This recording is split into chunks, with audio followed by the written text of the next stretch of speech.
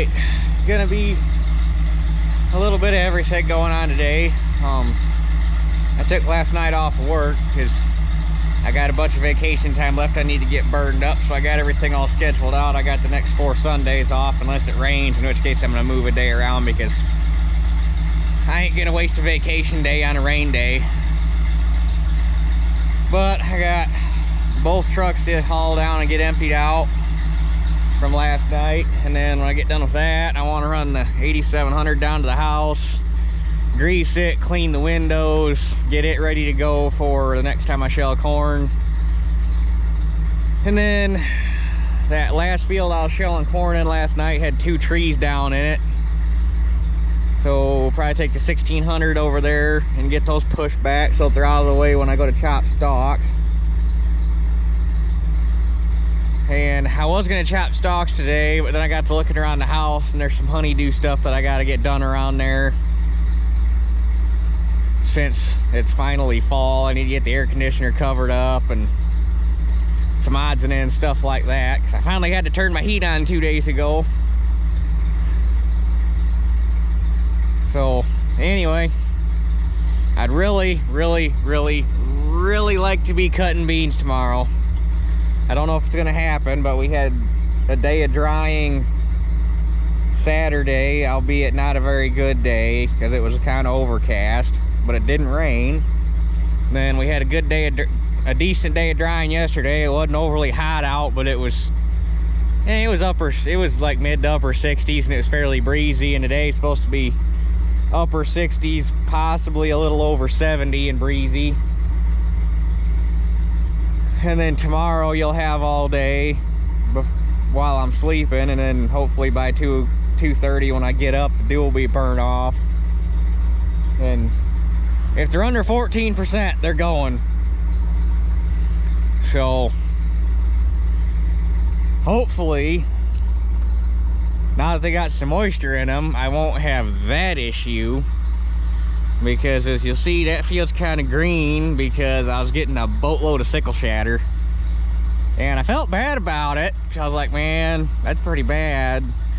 Until this weekend, or earlier this weekend, when I was running around doing errands and stuff and seeing all the fields of beans that had been cut that are just that bad. Because once beans start getting under 12%, 12%'s manageable, 11% is starting to get rough. I was cutting that field at almost 10%. You start getting like 10.5 and under, sickle shatter's pretty much unavoidable no matter how sharp your sickle is. It's the way it is. I had one buddy who was cutting beans, they were down to 7. But he wanted to get done, so he just cut them. But he said he had some pretty bad sickle shatter, and they were docking him for being too dry. Well, you don't necessarily get docked for being too dry, but at that point they're almost too light. So anyway, guess we'll get on the road.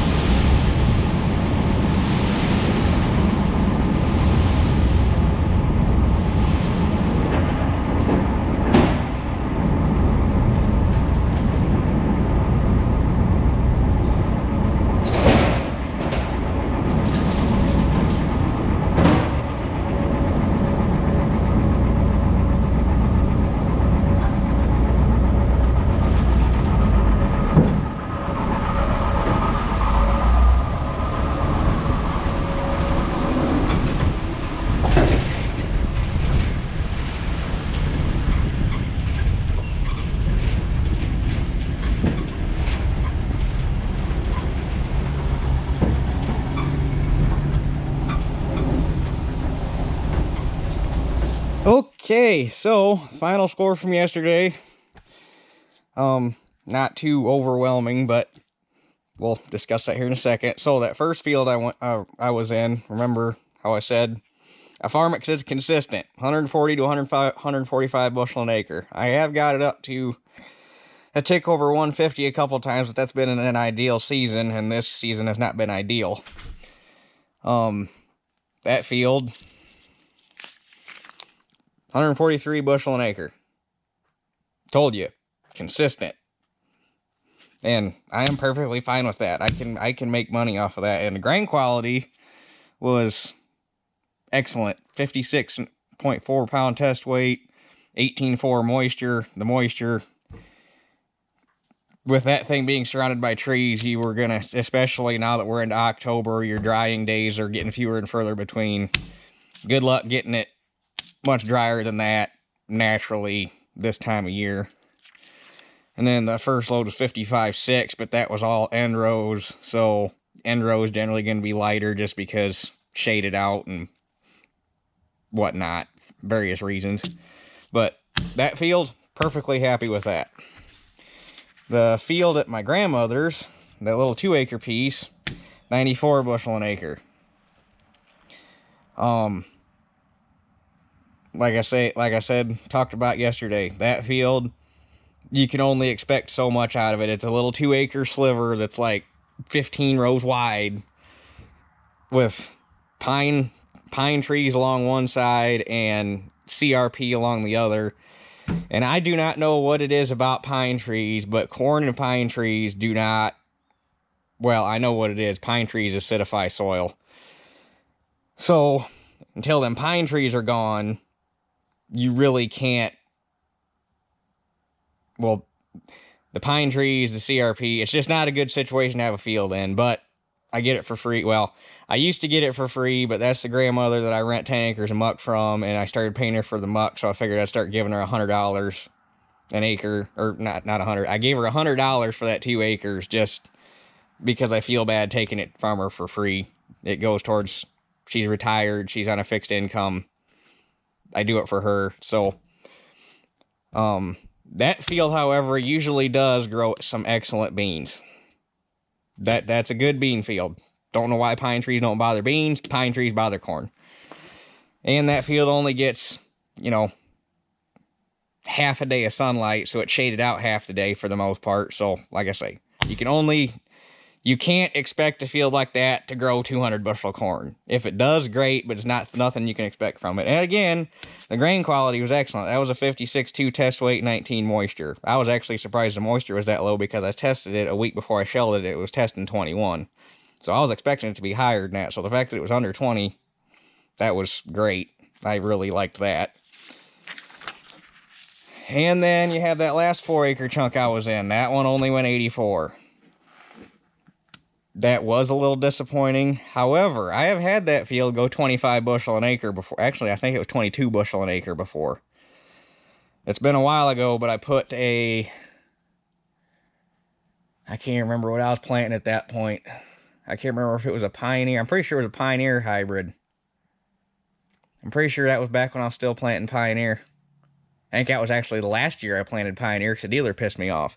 But I put a Pioneer hybrid out there that apparently the deer just thought was candy, and they demolished that. I mean, demolished. It wasn't even really worth running, but I was there with the combine, so I was going to run it.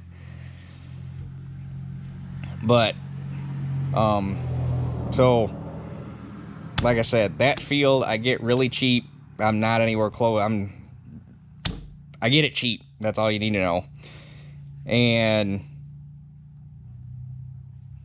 like I say, this is what I expect that field to do. It's what it does. And that one, the deer get into it. It's got a wet spot in it. That back fence line doesn't really shade it out, but there must be a spring that bubbles out because those back 16 rows are just always soaking wet.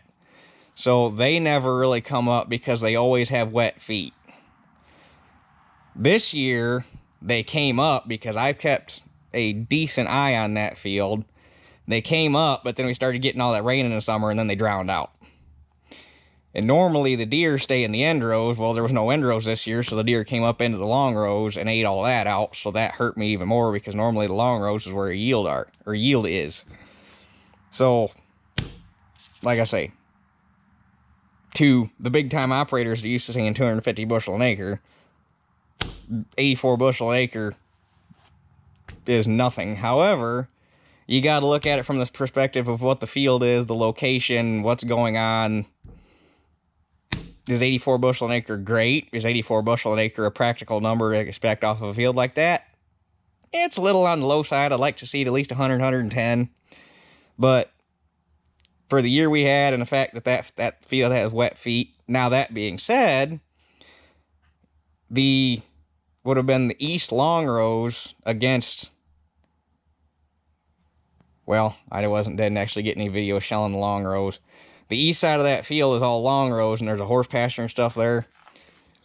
And that's up on the higher ground, so it stays a little drier, and it's actually a little bit different soil texture than what's down in the low spot, so it plants nicer. Those rows were yielding good enough, especially back up on the hill. I was watching the corn going into the tank, and the clean grain tube coming into, or clean grain auger coming into the tank was just solid yellow. I mean, that field has the potential to grow really good corn, but you have to go a half mile in any direction to find another field with anything other than weeds in it. So, and the fact that there's a hunting preserve that literally is on two sides of it. So between the pheasants, the raccoons, the deer, turkeys, whatever the hell else is living out there, because it's a 94-acre hunting preserve. You know, like I say, to a big-time operator that's going to come out here and badmouth me for shit corn, yes, it's a terrible number. You look at it for the field that it is, it's acceptable. I mean, am I excited about it? No. Am I sad about it? No. I'm indifferent about it. It's just what I expect it to do. So, with that news out of the way, we also have all of the shit corn out of the way. Everything else should be... The muck, I'm really excited about. That looks... I mean, them ears down there... I'm really hoping to see 200 bushel an acre, but I don't want to say that and jinx myself. So the muck, I'm just going to say, is probably going to be perfectly acceptable. And then I got an 11-acre field left and a 6-acre field left. And that should be it for the corn, but we're focused. Hopefully, I really want to get rolling on beans this week. So anyway, that's out of the way. We're going to go get the 8700 down here and get it serviced out and ready to rock and roll for the next go around. Okay, so I had to fuel it up. It was almost, I got lucky. It was damn near out of fuel. I'd been keeping an eye on it, and apparently the sending unit is a little off, and it goes from like half a tank to empty really quick. But didn't run out of fuel, so no harm, no foul. But anyway, I'm gonna clean the windows, grease it, blow the radiator out. And the other thing I want to do real quick while I got it up here is check the brake for the hydro lever. There's a couple friction discs and a bell crank plate. I'm thinking it's got some rust on it, or is a little sticky, because you start the day off, it's fine, but it's like you get through the day and it gets some engine heat over there in the side of the cab and warms everything up. It starts to get sticky, like everything's expanding. So I'm gonna check the tension and possibly pull it apart real quick. I think it's just one bolt in the spring, and everything comes apart, and make sure there's no rust or anything on it. Cause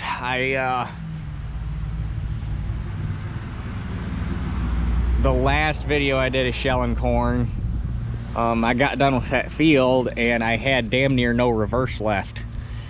And prior to that, I was pulling up to the truck and the hydro lever got stuck, and I had to yank back on it real hard to get it back into neutral.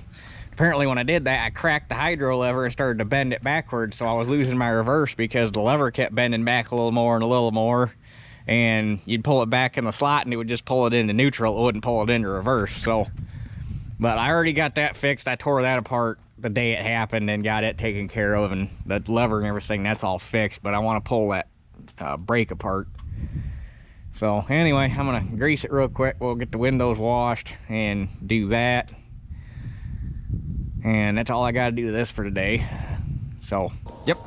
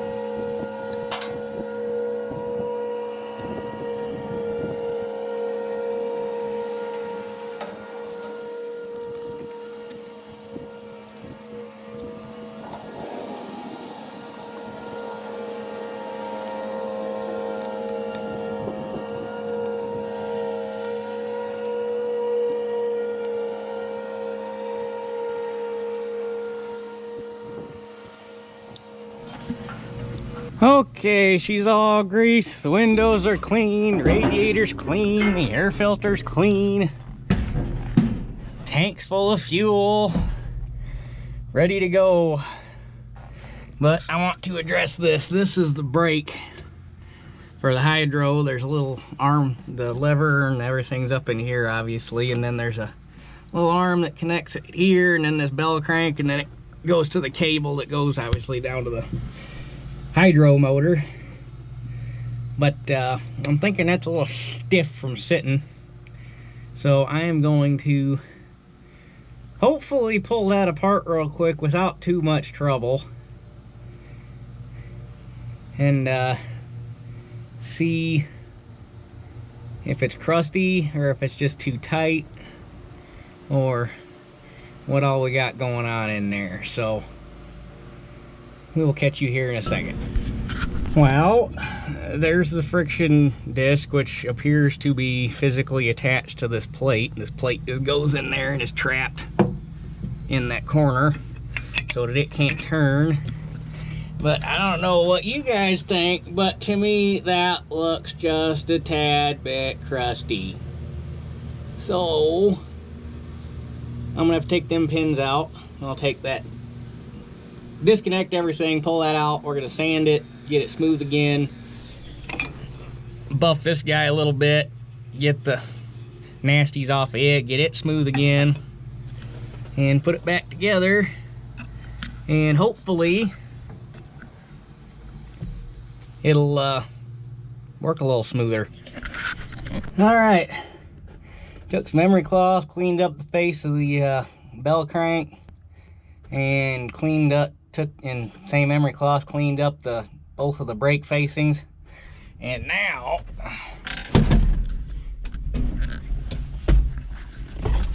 she is as smooth as can be. Because before, it wasn't so much back here in the back, but up in here, there was this like there was a catch in it, and you get it to here, and you'd have to yank on it to get it to come back. But now that thing is, that is perfect. Got enough tension on it that you can push it where you want it, let go, and it's gonna stay, but not overwhelmingly like you're gonna have to horse on it again to get it to come loose. And just for safe measure, to make sure that it didn't get any, or make sure that nothing happened to the cable, I shot the cable full of some PB Blaster and worked that in just for good measure. So anyway, with that, this thing is done for the day. I'm gonna drive back in the field real quick and blow all the shit off of it. But the one thing that, well, there's actually 3 things that surprised me about this combine. First off, it isn't, for its size, it is incredibly light-footed. Like, I was, where that last field I was shelling in yesterday, that back fence line, like I said when I was talking about what I got off of it, that back fence line has a pretty serious spring that flows out of it. And it is always wet, especially right now with all the rain we've had. And I wasn't even sinking. Like, not one, like, there's been times with the 525 and the 7300, I've spun out trying to climb it, and it's not even all that steep of a hill. It's really not that steep of a hill at all. And that thing, it was, I mean, it was, especially when I got the tank full, it was spinning a little bit, but it wasn't sinking one bit.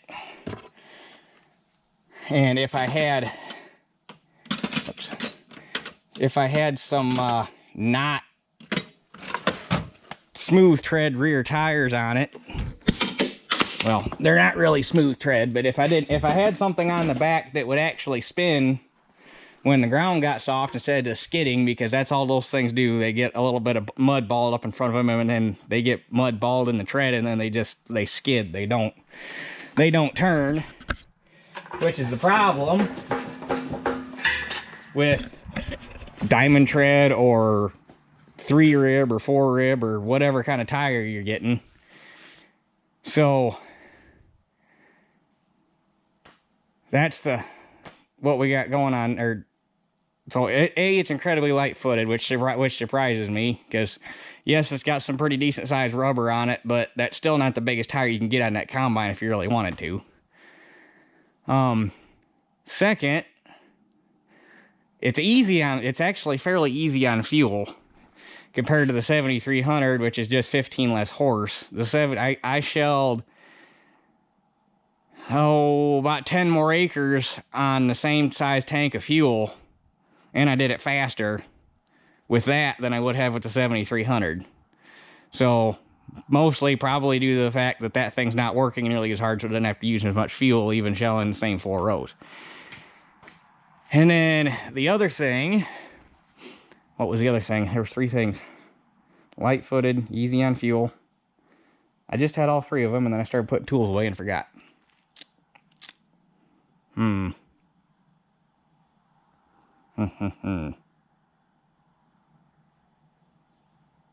Can't remember now.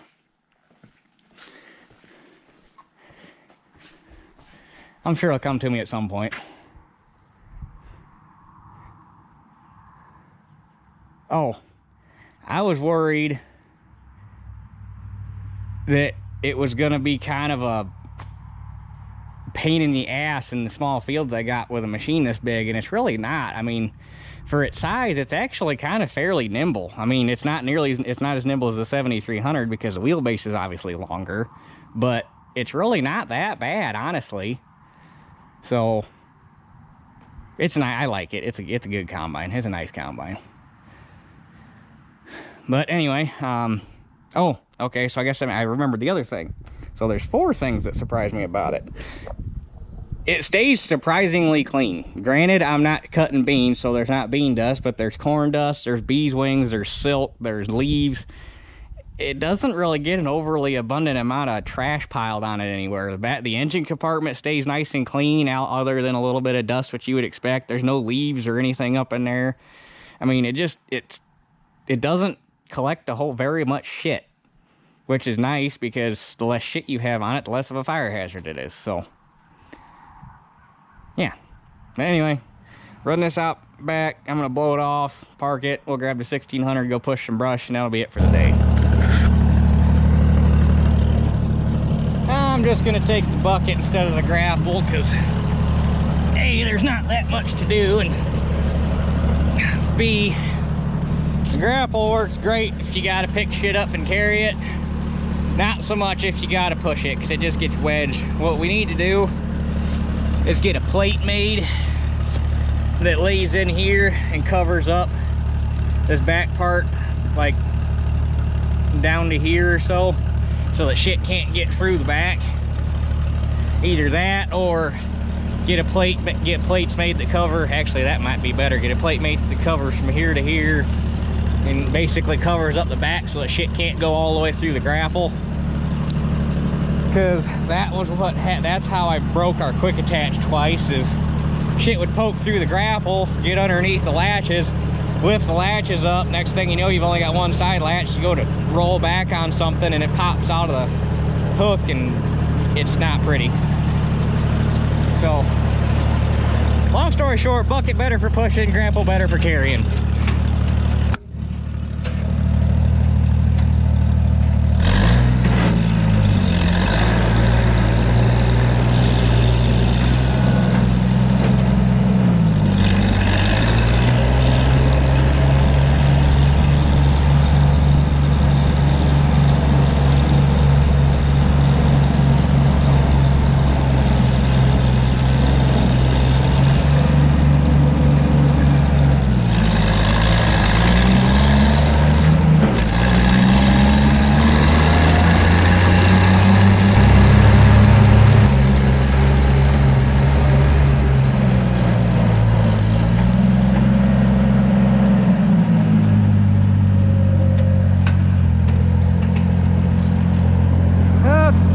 First things first, I had to lob these branches off this tree so I can get under it. So we'll haul these out back, dump them in the woods.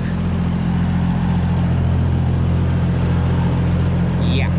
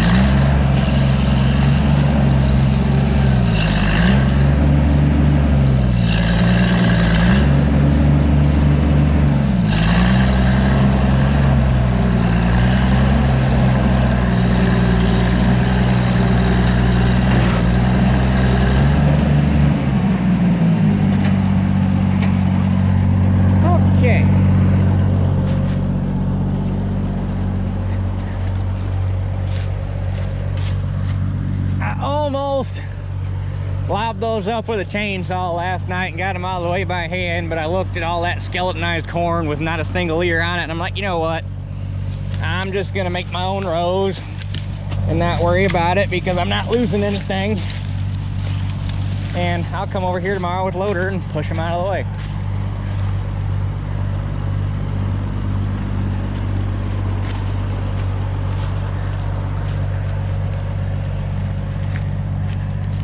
I should, when I pull out of here, stop at that house that they don't own. They own like 4 or 5 acres, and then there's this field, and then this wraps around, and there's like just shy of 100 acres, unfortunately. Like I say, all the rest of it. I used to farm another 4 acres right back here that's been a long time ago, but I got it on video. That actually wasn't a bad little field, but he wanted to put it back into grass for bird nesting, so I quit farming. I think I farmed that part for 3 or 4 years, but that actually grew some pretty decent corn back there. For some reason the deer left that alone. They only like what's up here. I don't know, it doesn't make a lick of sense, but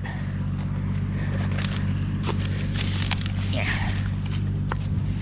But anyway, I need to stop up there at that house because the lady's husband, who has since passed away about 3 or 4, I think it's been 3 years ago now, was talking about wanting me to farm that pasture, and there's probably another 2 acres there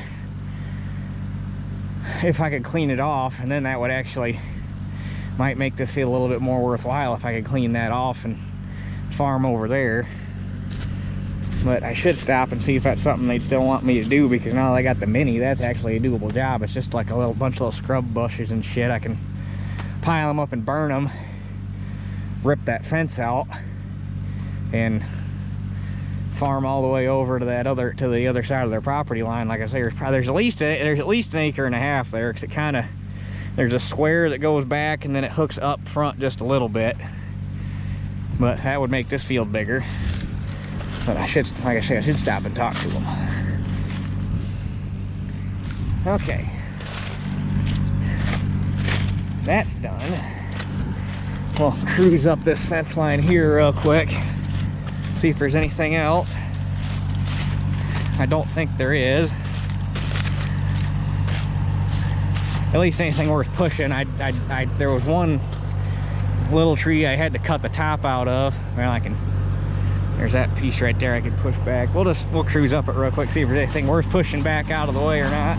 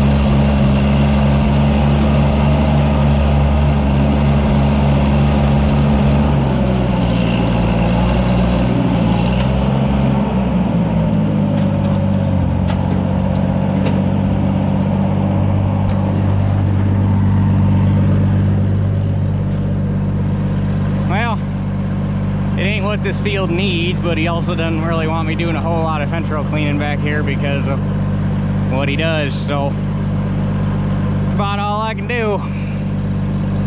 So anyway, I guess that's it for this one. We'll catch you guys on the next one.